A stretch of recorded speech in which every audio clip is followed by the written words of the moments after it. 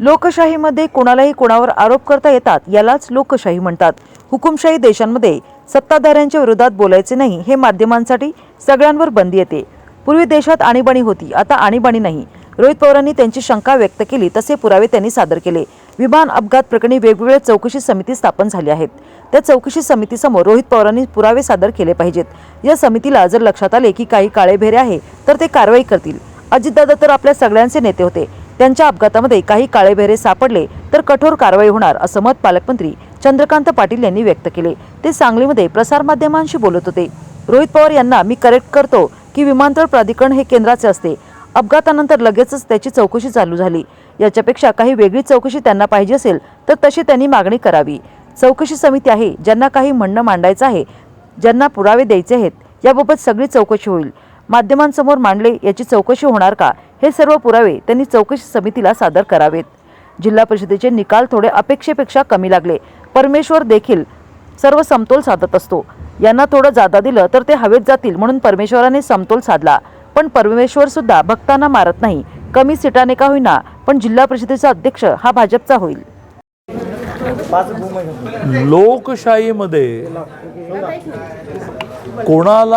लोकशाहीमध्ये कोणावर आरोप करता येतो, त्यालाच लोकशाही म्हणतात। हुकुमशाही देशांमध्ये सत्ताधाऱ्यांच्या विरुद्ध बोलायचं नाही हे माध्यमांसहित सगळ्या रिस्ट्रिक्शन होतं। आपल्याकडे 75 ते 77 19 महिन्याची आणीबाणी होती, पण तशी आणीबाणी देशात नाही। प्रत्येकाला आपलं म्हणणं मांडण्याचा अधिकार आहे, शंका व्यक्त करण्याचा अधिकार आहे। तसं रोहित पवारांनी त्यांची शंका व्यक्त केली, काही पुरावे पण त्यांनी गोळा केले। चौकशी समित्या वेगवेगळ्या स्तरावर ज्या निर्माण झालेल्या आहेत। मग विमानतळ प्राधिकरणाची चौकशी समिती आहे, महाराष्ट्राची माननीय मुख्यमंत्री महोदयांनी काही चौकशी समिती नेमली आहे। त्या चौकशी समितीसमोर त्यांनी हे पुरावे दिले पाहिजेत आणि त्याच्यातून काही लक्षात आलं काळेबेरं आहे तर त्याच्यावर ॲक्शन होईल ना। इथे काही रफादफा होत नसतं। आणि अजितदादा तर आपल्या सगळ्यांचे नेते होते, त्यांच्या अपघातामध्ये काही काळेबेरं सापडलं तर ॲक्शन होणार। कारण त्यांनी म्हटलं की CID ही फक्त राज्यपुरती असते, पण तुम्ही जे काही नेमणूक केलं ते केंद्रालाच द्यावं जाते, त्यामुळे केंद्राची एखादी समिती त्याच्यावर स्थापन करावी, चौकशी करावी। रोहित पवारांना मी करेक्ट करतो की विमानतळ प्राधिकरण जे असतं ते केंद्राचं असतं। व्हेरी नेक्स्ट मोमेंट त्याची इन्क्वायरी सुरू झाली। ब्लॅक बॉक्स कलेक्ट करण्यापासून खूप गोष्टी झाल्या आहेत। आता याच्यापेक्षा केंद्रीय इन्क्वायरी काही हवी असेल, मग CBI लावा, मग असू शकतं, तर त्याची त्यांनी मागणी करावी रितसर।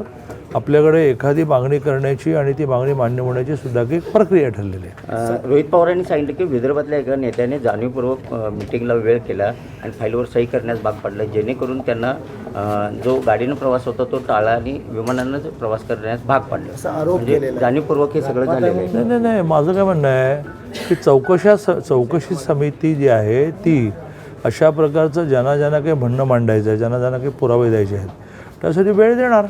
समजा आता हे कोणीतरी आमदार जाणीवपूर्वक सही, उशीर झाला, बाय रोड, विमान, हे द्या चौकशी समितीवर। म्हणजे माध्यमांपुढे मांडलंच पाहिजे, पण माध्यमांच्या समोर मांडणं याची चौकशी नाही होऊ शकत। माध्यमांसमोर जे मांडतो ते ऑन पेपर आणून ते सबमिट करून त्याची ॲक्नॉलेजमेंट घेऊन त्याचा पाठपुरावा करायला पाहिजे।